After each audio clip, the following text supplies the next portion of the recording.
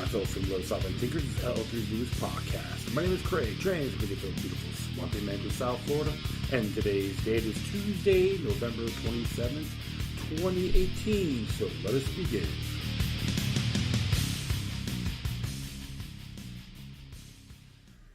Oh, thanks for tuning in, my friends. Yeah, I know, took some time off since the last podcast. Yeah, I don't know what to talk about at the time. Just had a lot of things on my mind. Just do a few errands and missions and all that good stuff. But it's all well and good. Hopefully you folks in the United States have a great weekend. Many people went out shopping for the holidays, of course. Hanukkah, Christmas, the mayhem, and material things that people don't need in the long run. Yeah, right now I'm in Dania Beach. Tuesday evening to be exact. What is the temperature right now?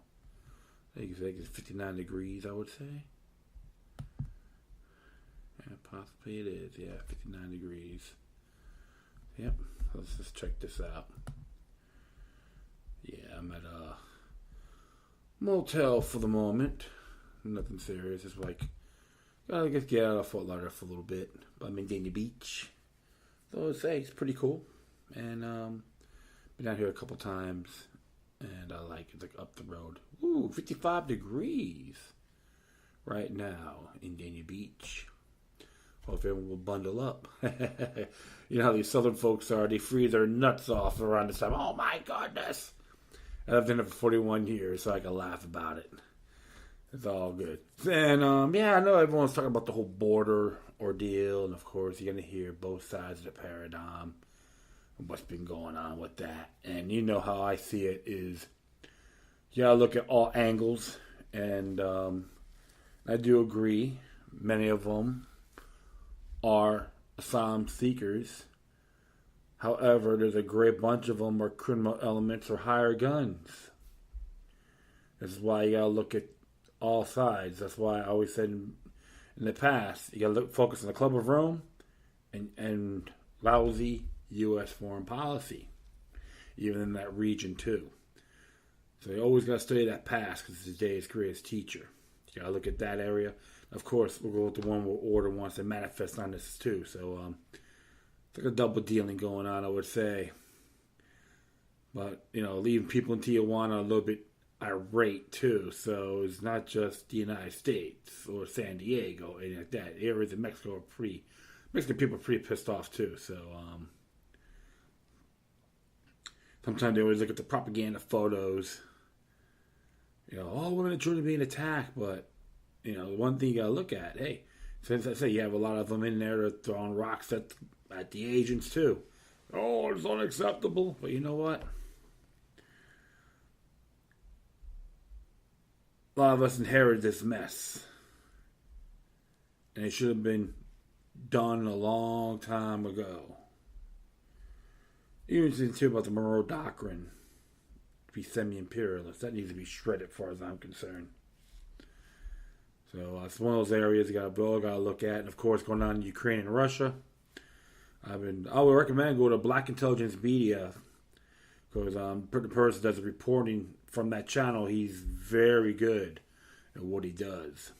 I smell Grand Chessboard too. Try to fulfill part of Zbigniew Brzezinski's legacy. I know you haven't said that the past couple of years, but many of you have been listening to me for that certain amount of time. Do understand where I'm coming from. So, we'll be talking about a few topics here. Mainly, it's about Julian Assange and WikiLeaks. There's even some reports from Stu Webb stating that he's a CIA rogue agent gone rogue. Some claims on that. But many of us still say he is a publisher. So but we still gotta lock him up, right? Shoot. Well, this is what it says here. Came from the Consortium News. Came out today. This here, judge delays decision whether to unseal Assange criminal complaint. A hearing was held in Alexandria, Virginia. That's where the Pentagon is, by the way, on Tuesday on a motion to make public the sealed U.S. charges against Julian Assange. John Larrea, editor of Consortium News, was in the courtroom and filed this report. A decision whether to unseal U.S. government charges against Julian Assange was delayed for a week by Judge Leonie Berkema in the United States District Court of the Eastern District of Virginia on Tuesday. In her comments to the court, Judge Berkema appeared to be siding with the government's argument that there is no legal precedent for a judge to order the release of a criminal complaint or indictment in a case before an arrest is made. However, Katie Townsend, a lawyer for the Reporters Committee for Freedom of the Press, which filed an application to unseal criminal prosecution of Julian Assange, told the court that the government's inadvertent revelation of charges against WikiLeaks publishers should prompt the court to release the complaint. The government says this mistakenly included a passage referring to Assange in a totally unrelated case. The passage was reported this month in the press and was read in full by Judge Berkema in court. It says the government considered alternatives to sealing, but that any procedure short of sealing will not adequately protect the needs of law enforcement at this time because due to the sophistication of the defendant and publicity surrounding the case, no other procedure is likely to be confidential. The fact that Assange has been charged. Unquote. The paragraph goes on to say that the complaint supporting affidavit and arrest warrant, as well as this motion and proposed order, would need to remain sealed until Assange is arrested in connection with the charges of the criminal complaint and can therefore no longer evade or avoid arrest and extradition in this matter. As additional evidence that government was pursuing WikiLeaks, Townsend also cited in the January 2017 intelligence assessment that Russia had interfered in the 2016 election in which WikiLeaks is blamed for playing a role. It's like, they're using the same crap with the Russian had interfered. It's done. It's over. Null and void. Congressional testimony from former FBI Director James Comey, should be Comey as far as I'm concerned, that the Bureau had an intense focus on WikiLeaks, and CIA Director Mike Pompeo claimed that WikiLeaks was a hostile non-state intelligence service in naming of WikiLeaks as an organization one in the government's indictment of Russian intelligence agents for allegedly interfering in the election. See, it's the same old song and dance. You still want to use that Russian collusion crap or interference by the Russians and so forth for Trump's victory. And you know what? There's a video out there. You can look it up on Consortium News on YouTube. Ray McGovern called him out. James Clapper. Mic drop. Boom. Watch it. It's self-explanatory. Government calls charges speculation, but Assistant U.S. Attorney Gordon Kronberg argued that the government has never said it was investigating Assange, only WikiLeaks and those leaking to it. Well, Assange is a publisher. Go figure that one, right? He said further that it was speculation that there are already charges against Assange based on anonymous press sources, even though the mistakenly published paragraph clearly speaks of the facts that Assange has been charged. Kronberg told the court that the government could neither confirm nor deny that the passage relates to Julian Assange, nor could confirm or deny that he has been charged because to do so would omit Assange's status, which the state contends must remain secret.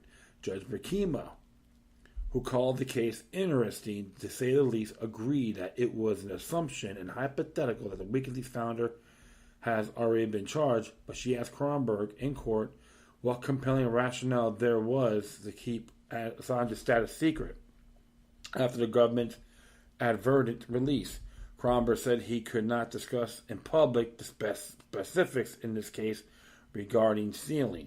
Judge Berkema then listed the government reasons why indictments and complaints remain sealed before an arrest is made: to prevent a suspect from fleeing, from destroying or tampering with evidence, from pressuring potential witnesses, from being prepared to harm arresting officers, and also to protect against alerting other defendants that might be in the name in the complaint or indictment. Assange, however, is purposely not fleeing from the Ecuador embassy in London, as he fears he will be arrested by British authorities and extradited to the United States. It is highly unlikely he is armed and could harm arresting officers, who could enter the sovereign territory of Ecuador only with that government's permission. Assange could possibly have alleged evidence on a laptop, and others could be named in the complaint. The judge then asked Townsend to name any case in which the judge has ordered the government to release criminal charges before an arrest was made. Kronberger argued that there were none.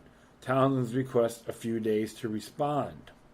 Judge Burkima gave both parties a week to make further submissions to the court. Interesting indeed. So, a lot of stuff here, Espionage Act and all that. So, something to really look forward to, right? I see more of the same old song and dance as usual. Some of the comments here, if I'm correct. There are 4 comments here. Yeah, let's see what they have to say. You got some good folks on here. Old Society, thanks for the update. Here's Garth. Peace on this. Open Society. Yeah, let's just check this out. We might throw that in there. There's a lot of good comments on here, so I could thank Old Society for that. So let's just see what they have to say about this. I know a lot of it here is going to be mainly about that. So interesting thing. So first time it's ever happened, right? Yeah, absolutely. That's what Open Society has to say. OpenSociety.org. Political skeptics. I'm on here. Okay, cool. And it's by Truthdig. So, came out in Truthdig. Interesting. Yeah, we'll talk about this right now. What the hell? Garth Porter, Truthdig, came out today. UK, Ecuador collude to deliver Julian Assange to U.S. authorities. The accidental revelation in mid-November that U.S. prosecutors had secretly filed charges against WikiLeaks founder Julian Assange underlined the determination of the Trump administration to end Assange's asylum in the Ecuadorian embassy in London, where he has been staying since 2012. Behind the revelation of those secret charges for supposedly threatening U.S. national security is a murky story of a political ploy by the Ecuadorian and British governments to create a phony rationale for ousting Assange from the embassy. The two regimes agreed to base their plan on the claim that Assange was conspiring to flee to Russia. Trump and his aides applauded Assange and WikiLeaks during the 2016 election campaign for spreading embarrassing revelations about Hillary Clinton's campaign via leaked DNC emails. But all that changed abruptly in March 2017 when WikiLeaks released thousands of pages of CIA documents describing the CIA's hacking tools and techniques. The batch of documents published by WikiLeaks did not release actual armed malware deployed by the CIA, but the Vault 7 leak, as WikiLeaks dubbed it, did show how those tools allow the agency to break into smartphones, computers, and internet-connected television anywhere in the world, and even to make it look like those hacks were done by another intelligence service. The CIA and the National Security State reacted to the Vault 7 release by targeting Assange for arrest and prosecution. On March 9, 2017, Vice President Mike Pence called the leak tantamount to trafficking the national security information and threatened to use the force of the law and resources to the United States to hold all those to account that were involved. Then came the significant change of government in Ecuador in April 2nd, 2017. Runoff elections that brought centrist Lenin Moreno to power. Moreno wins brought to an end the 10-year tenure of the popular leftist president Rafael Correa, who had granted Assange political asylum. For his part, Moreno is eager to join the neoliberal economic system, making his government highly vulnerable to U.S. economic and political influence. Sounds like imperialism to me, right? Bend over. How far, please? 11 days after Moreno's election, CIA Director Mike Pompeo resumed the attack on Assange. He accused WikiLeaks of being hostile non-state intelligence service That was the first indication of the United U.S. national security state intended to seek conviction of Assange under the Authoritarian Espionage Act of 1917, which would require the government to show that WikiLeaks did more than merely publish material. A week later, then, Attorney General Jeff Sessions announced that arresting Julian Assange was a priority. Yeah, okay, go make those keeper cookies now, right? The Justice Department was reportedly working on the memo detailing possible charges against WikiLeaks and Assange, including accusations that he had violated the Espionage Act.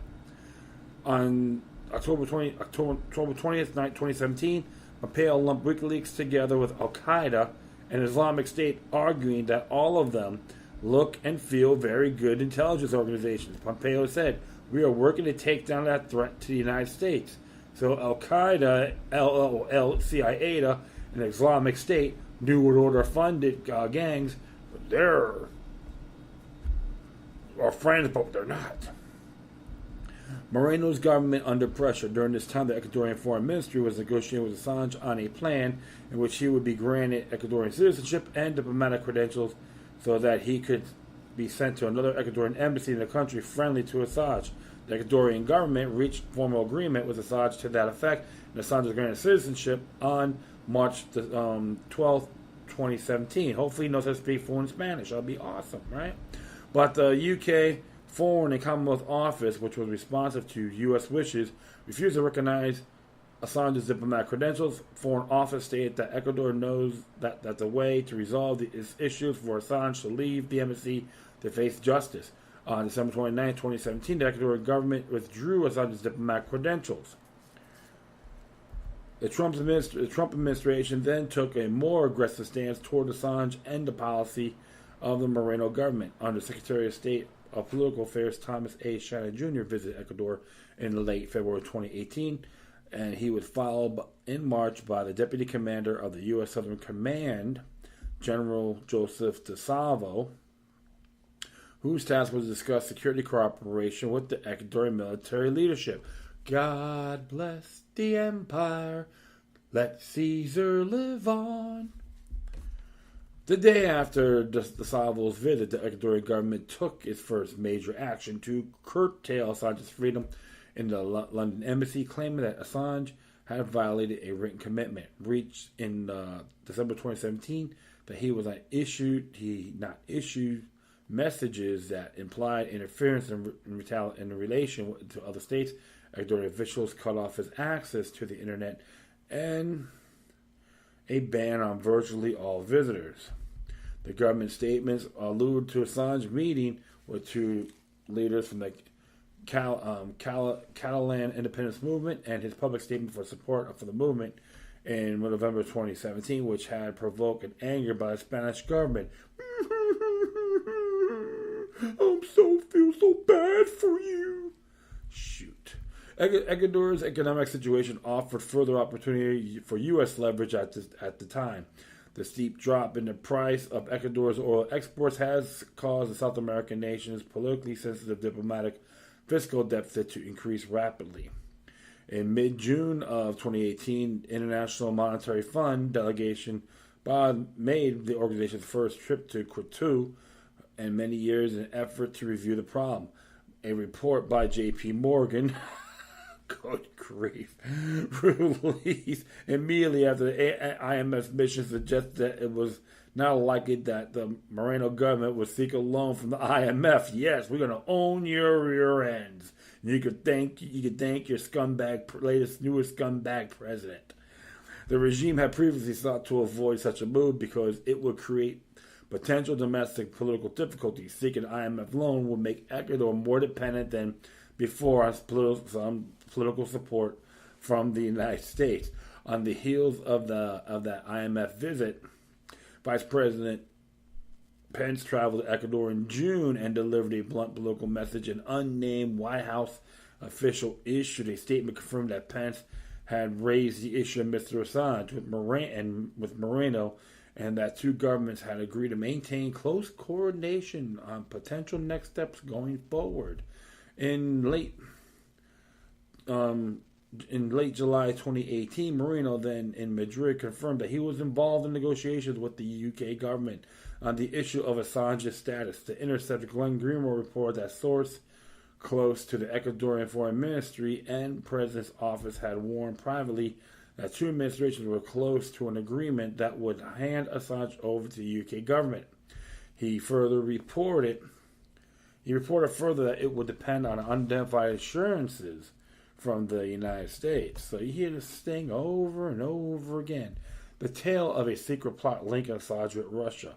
On September 21st, 2018, The Guardian published an article titled Revealed: Russia's Secrets to Help Julian Assange Escape from the UK. In that story, Guardian reporters Stephanie Kirsch-Gassner, Dan Collins, and Luke Harding asserted that Russia had devised a plot to smuggle Assange out of the embassy in a diplomatic car and then whisk him out of the UK. The authors also claimed that Moscow had negotiated the alleged plot with a close Ecuadorian confidant of Assange and suggested that the scheme raised new questions about Assange ties to the Kremlin.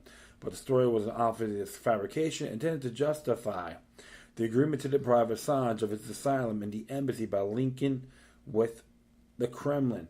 The only alleged evidence it offered was the claim by unidentified sources that former Ecuadorian consul in London and a confidant of Assange, Fidel Navarez, had served as a point of contact with Moscow on the escape plan, and claimed that Navarez had flatly denied. A second Guardian piece published 5 days later implicitly acknowledged the fictitious nature of the first. It failed to even mention the earlier article's claim that the Russians had concocted a plan to get Assange out of the embassy secretly. Instead, the article by Dan Collins cited a classified document signed by the Ecuador's then Deputy Foreign Minister, Jose Luis Jacome, that showed the foreign ministry had assigned to Assange to serve in the embassy in Moscow, but the author acknowledged that he had not seen the document, relying instead on a claim by Ecuadorian opposition politician Paola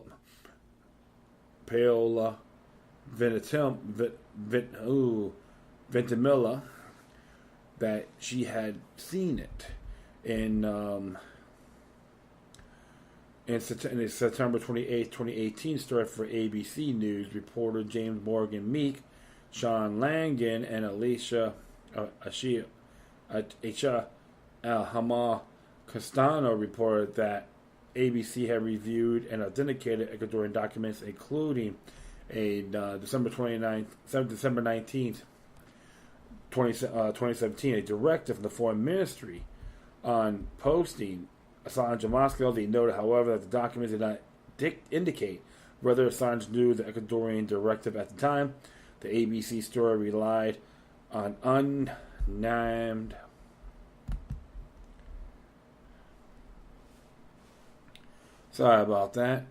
unnamed Ecuadorian officials. The reporters said to confirm authenticity of those documents. The former UK Ambassador Craig Murray had been forced out of the British diplomatic corps in 2004, having refused to recant his reporting about rampant torture by Karimov regime in Uzbekistan, and then was supplying the United States with military bases. He was a close friend of Assange and was helping him during negotiations on a diplomatic post. I was asked to undertake negotiations with the number of governments on receiving Assange, which I intensively from December to February last year. Murray recalled an email. Julian instructed me which governments approach, and specifically stated he did not wish to go to Russia. Although Murray would not identify the countries in which he had conversations about Assange, his blog and social media postings between December 27th and March 2018 showed that he traveled to Turkey, Canada, Cuba, Jordan, and Qatar. Murray also said to his knowledge Assange had never been informed of any proposed assignment in Moscow. Neither the Ecuadorian embassy, with whom I was working closely, nor Julian ever mentioned to meet that Ecuador was organizing a diplomatic appointment to Russia. Murray said, according to the former ambassador, the Ecuadorian embassy corresponds with the British Foreign Office, which embassy shared with him did not mention a posting to Russia. Interesting there, right? And just a little bit closer here. Cool. Murray believes that there are only two possible explanations for those reported documents. First, as the Ecuadorian government was working its own plan for Assange to go with Russia without telling him, and intended to present is as a fait accompli. But more likely explanation, Murray said, is that the document have been retrospectively faked by the Moreno government to try and discredit Julian and prepare for his expulsion as part of Moreno's widespread moves to ingratiate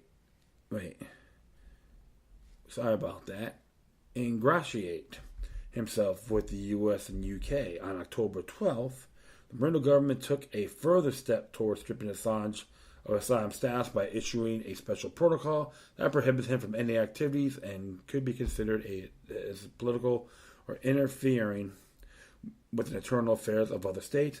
It all further required all journalists, lawyers, and anyone else who wanted to meet with Assange to disclose social media usernames and serial numbers and IMEI codes of their cell phones and tablets, and it stated that the personal information could be shared with other agencies, according to the memorandum report by The Guardian.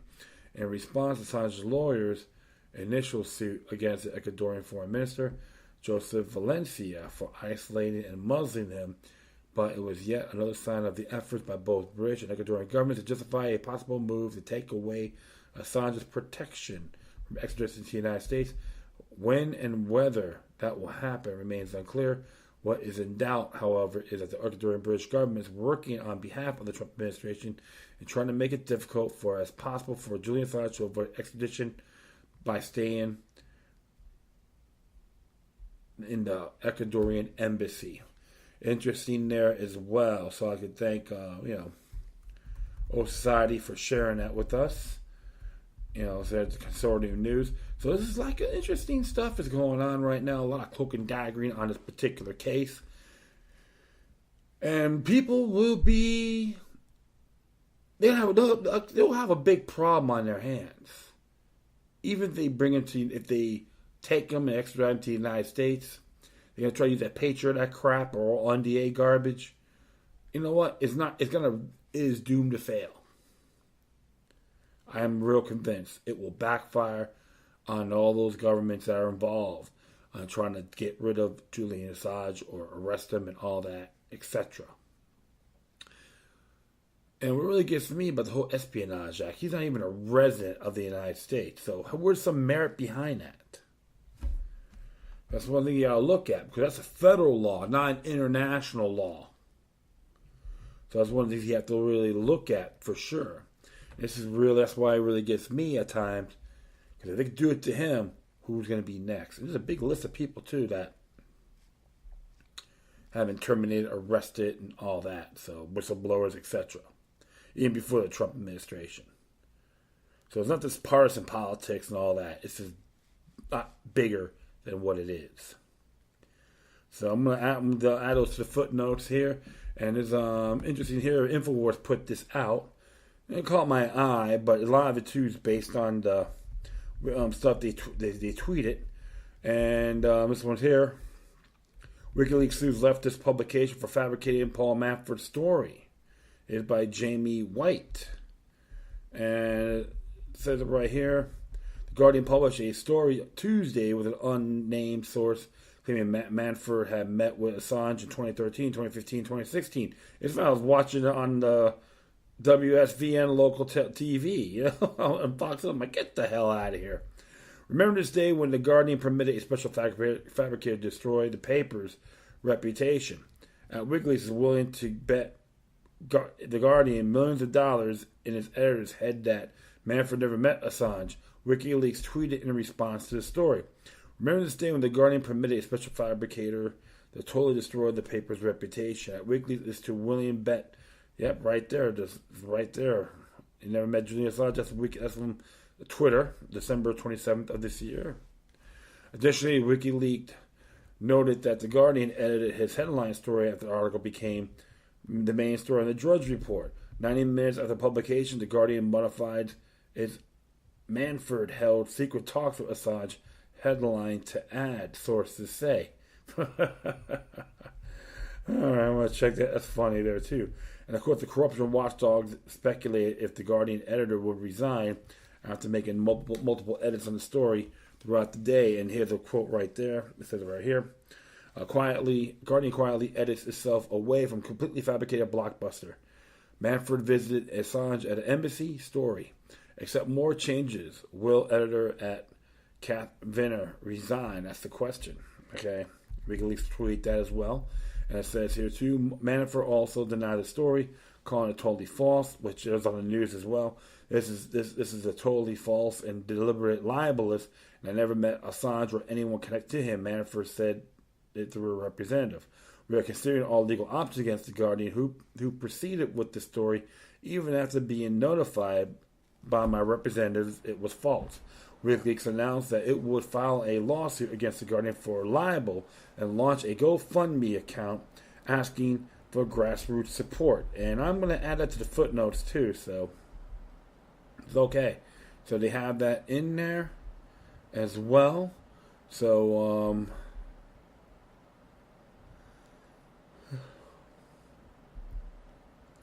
so it's interesting there because it says it right here too. There's a tweet on that as well about the fabricated story.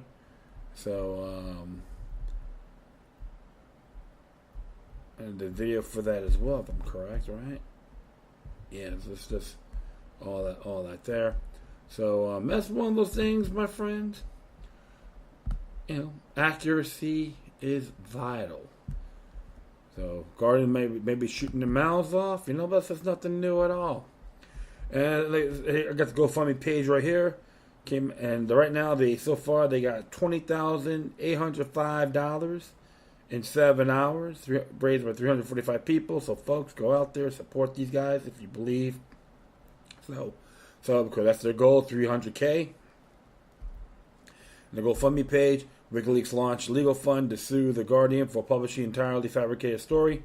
Manafort held secret talks with Assange and Ecuador embassy, which spread all over the world today. It is time the Guardian paid a price for fabricating news. Help WikiLeaks sue the Guardian over fabricated story. And it tells you all about it right here. Everything I said. And even in the bottom here, because they did the one thing about Manafort. This is what it says here about the embassy visitors log. Maintained by Ecuador. Show no such visits since they did not occur. This is not the first time that the Guardian, and in particular its writer, Luke Harding, have fabricated a story about Assange. WikiLeaks is suing the Guardian for libel over this serious fabrication. Bringing legal action to UK courts is extremely expensive. WikiLeaks is entirely funded by the public and urgently needs your support. We must hold the Guardian to account. Your contribution will help make this lawsuit possible. Please make a donation today. Of course, everyone's doing it, which is nice. So, I'm planning to do it myself. And hey, let the truth come out, my friends. This is what mainstream garbage media does: want to lie, cheat, steal, and bring drama into the world. So, it's a war on the press. Period. That's what I'm seeing. And they're going to try to find so many ways. The problem is you got these mainstream garbage newspapers and media are wigging out because a lot of folks really aren't buying the story as much.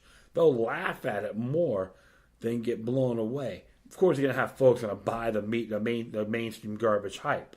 It's nothing new at all.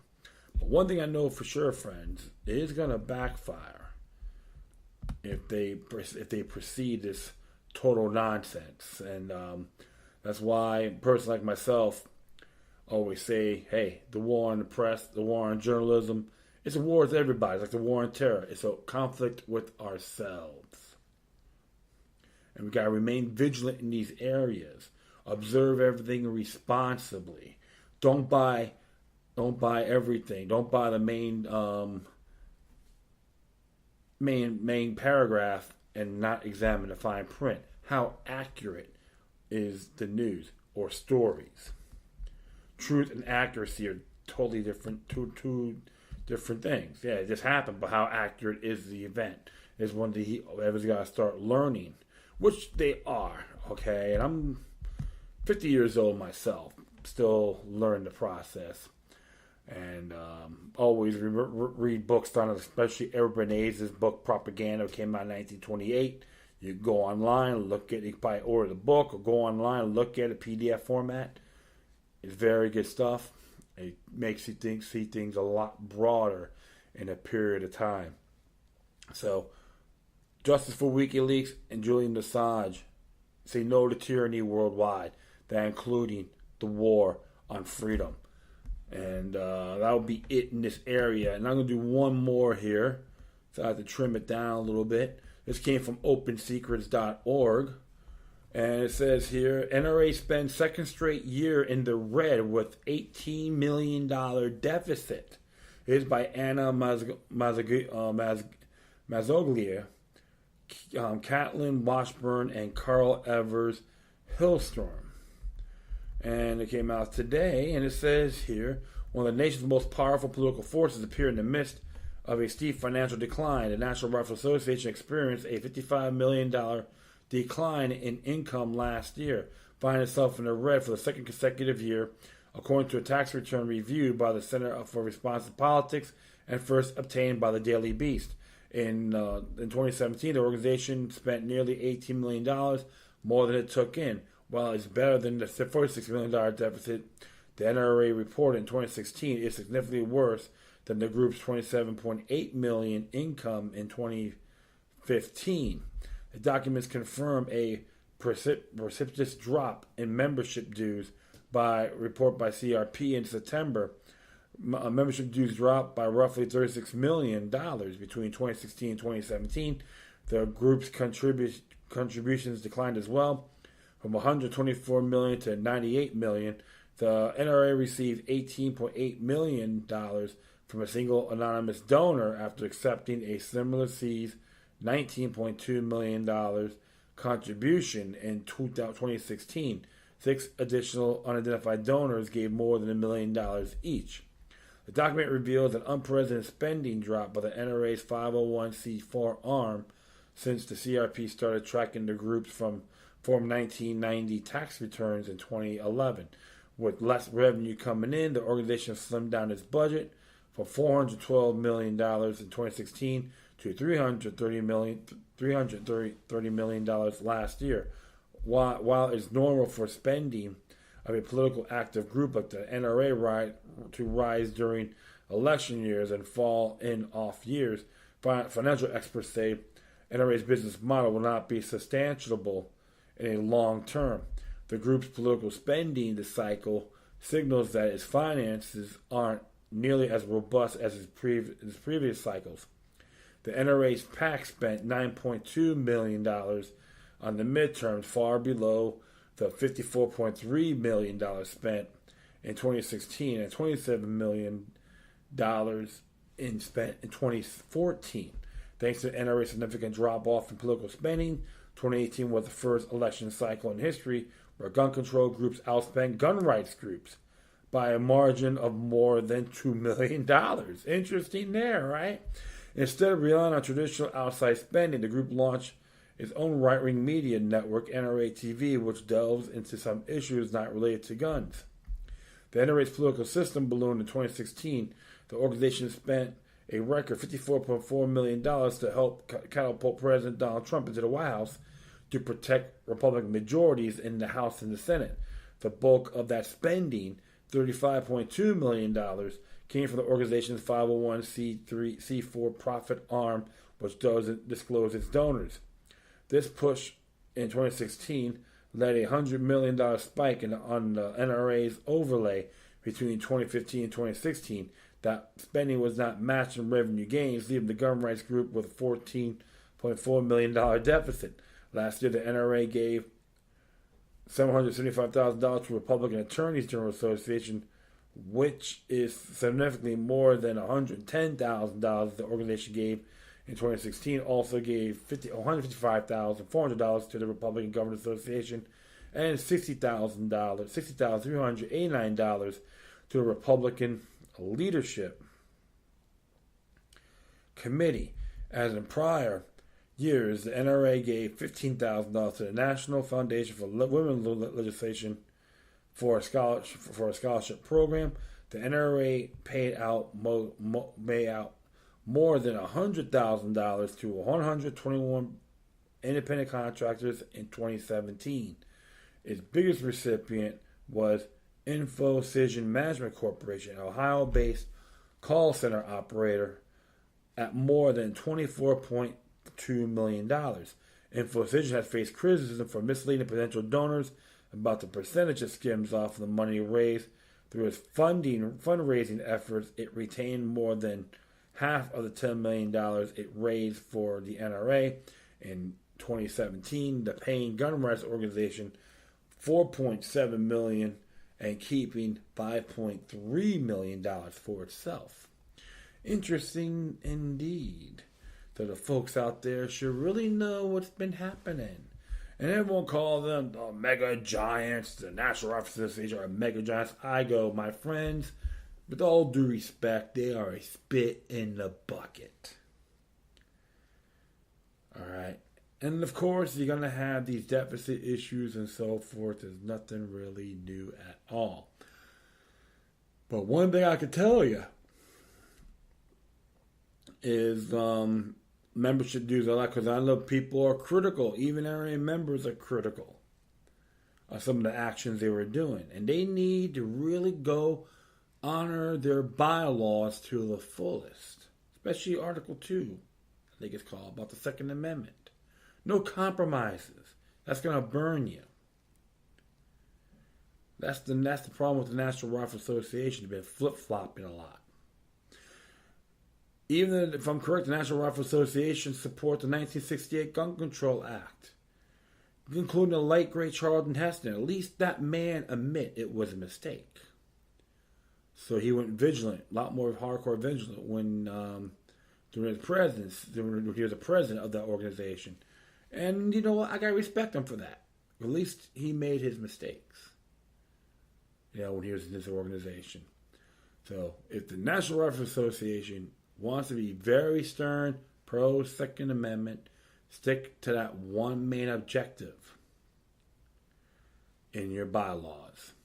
No ends, ifs, or buts. And that is it. Oh yeah. I thank everyone for listening. Plus, feel free to download and share this throughout your social media networks. If you have any questions, comments, or me saying something that's interesting, man, I want to check out. Whatever you do, please send your correspondences with decorum. I'll be posting the links on my social media sites and email addresses on my Spreaker page. Alright, once again, thank you for your time. Plus, always remember that demoniac resistance is healthy for the soul and can liberate humanity. Until next time, take care of yourselves, keep on spreading the love, and may your guardian spirits be with you.